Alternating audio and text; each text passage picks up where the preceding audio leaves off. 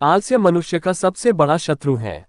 एक प्रतापी गुरु थे जो अपने सभी शिष्यों से बहुत प्रेम करते थे। अपने शिष्यों के हर गुणों और कमियों के बारे में पता कर उन्हें भविष्य के लिए तैयार करते थे। उनका एक ही मात्र लक्ष्य था कि उनका हर एक शिष्य जीवन के हर पड़ाव पर हिम्मत से आगे बढ़े। उनके सभी शिष्यों में एक शिष्य था जो अत्यंत भोला था, स्वभाव का बड़ा ही कोमल और सरल विचारों वाला था, लेकिन वो बहुत ज्यादा आलसी था। आलस के कारण ही उसे कुछ भी पाने का मन नहीं था। वो बिना कर्म के मिलने वाले फल में रुचि रखता था। उसका यह अवगुण गुरु को बहुत परेशान कर रहा था। वे दिन रात अपने उसी शिष्य के विषय में सोच रहे थे।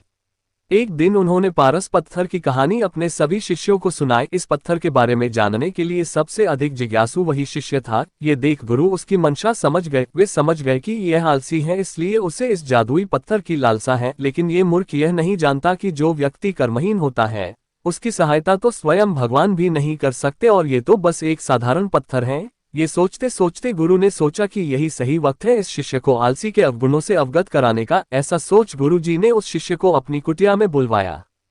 कुछ क्षण बाद कुटिया के भीतर शिष्य ने प्रवेश किया और गुरु को सिर झुकाकर प्रणाम किया। गुरु ने आशीर्वाद देते हुए कहा, बेटा, मैंने आज जिस पारस पत्थर की कहानी सुनाई वो पत्थर मेरे पास है और तुम मेरे प्रिय शिष्य हो, इसलिए मैं वो पत्थर सूर्य उदय से लेकर सूर्यास्त तक के लिए तुम्हें देना चाहता हूँ। तुम उससे जो करना चाहो कर सकते हो। तुम्हें जितना स्वर्ण चाहिए तुम इस पत्थर से इस दिए गए समय में बना सकते हो। ये सुनकर शिष्य की खुशी का ठिकाना न था। गुरुजी ने उसे प्रातः सूर्योदय होने पर पत्थर देने का कहा। रात भर वह इस पत्थर के बारे में सोचता रहा।